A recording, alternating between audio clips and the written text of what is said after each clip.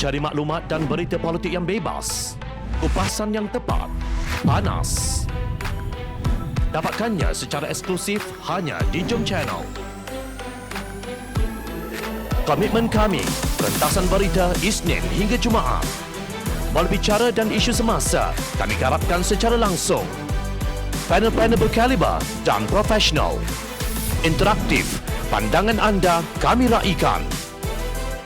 Jangan lupa bersama kami di setiap hujung minggu dalam edisi khas mingguan. Jom Channel, moving forward, sharing a new experience.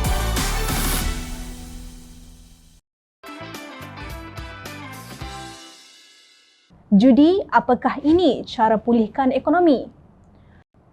Pesuruhjaya PAS Perak Razman Zakaria dilaporkan berkata keputusan membenarkan pertambahan cabutan khas nombor ekor dari 8 kali sehingga menjadi 22 kali setahun itu bukan dibuat partinya. Saya percaya kelulusan ini bukan dibuat oleh pihak PAS kerana PAS tidak berkuasa penuh dalam kerajaan.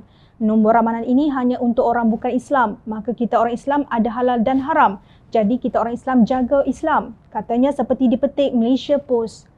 Beliau seterusnya menggesa ahli parti tersebut agar kekal tenang menerima kecaman beberapa pihak setelah kerajaan memberi kebenaran kepada syarikat judi melakukan 22 cabutan khas bagi tahun ini.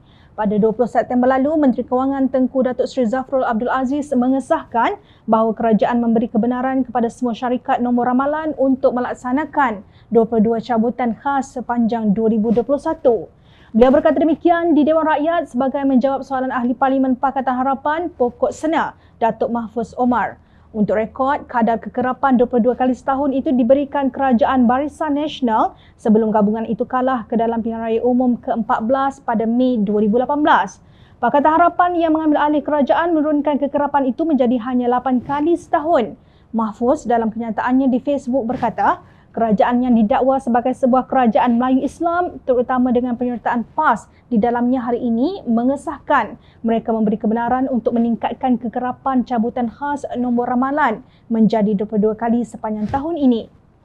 Kementerian Keuangan telah meluluskan permohonan daripada semua agensi nombor ramalan NFO untuk cabutan khas sebanyak 22 kali bagi tahun 2021. Istilah Melayu Islam itu ditekankan oleh PAS namun ia hanya retorik semata-mata. Sekarang PAS mahu lepas tangan dengan berkata parti itu tidak terbabit kerana PAS jaga orang Islam sahaja. Mengulas mengenainya, Setiausaha Pemuda Amanah Nasional Muhammad Fazil Ahmad mengingatkan bahawa sebaik sahaja Pakatan Harapan memerintah, pada tahun pertama kerajaan telah mengurangkan jumlah cabutan judi daripada 22 kali kepada 11 kali setahun. Masuk tahun kedua dikurangkan lagi kepada 8 kali sahaja setahun. Kalau ada yang dah lupa, Menteri Kewangan masa itu adalah berbangsa DAP dan seluruh kerajaan Pakatan Harapan masa itu dituduh liberal, anti Melayu dan seumpamanya, ujarnya. Secara sinis, beliau berkata sejurus kerajaan yang kononnya diperintah majoriti Melayu Islam ini terus dinaikkan semula cabutan judi dari 8 kepada 22 kali setahun. Masuk tahun kedua ini, ingatkan bila naik Menteri Agama dari PAS, keadaan berubah. Rupanya kekal sama sahaja. Bab lain tak payah ceritalah. Itu pun masih ramai yang percaya, bidasnya. Sementara itu, Ketua Komunikasi Keadilan Pahang, Wan Fauzuldin Samad berkata, PAS ketika menjadi pembangkang yang kononnya berjuang untuk Islam, menghardik UMNO dengan pelbagai kata nista dengan menggunakan berbagai dalil yang dipetik dari Al-Quran dan hadis bercerita tentang keharaman berjudi. Sebaliknya, kata Wan Fauzuddin, Pakatan Harapan melihat bahawa amalan berjudi itu bukan sahaja haram di sisi Islam, tetapi juga tidak baik untuk insan tidak kira apa jua agama.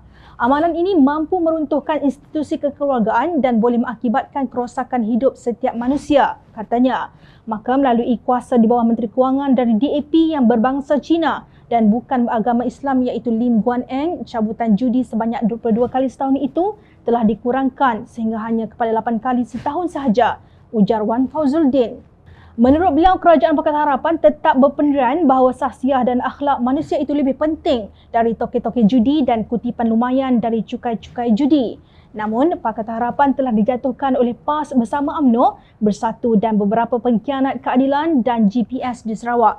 Kononnya, negara dan Islam mesti diselamatkan daripada cengkaman DAP yang menguasai Kerajaan Pakatan Harapan. Rakyat mengharapkan Kerajaan Perikatan Nasional akan benar-benar mendaulatkan Islam, sekurang-kurangnya membawa semula RUU 355 ke Parlimen. Apa yang berlaku? Kata Wan Fauzuddin, perkara pertama yang mereka lakukan adalah menaikkan kembali cabutan judi kepada asal iaitu 22 kali setahun melalui kuasa yang ada pada Menteri Kewangan Melayu beragama Islam, Tengku Zafrul. Pemimpin PAS yang berada di dalam kabinet umpama tikus jatuh di atas padi, sindir Wan Fauzuddin. Beliau berkata dalam kerajaan 69 ini, Menteri Kewangan masih Melayu Islam dan PAS masih bertenggek di kerusi menteri bahkan Menteri Agama.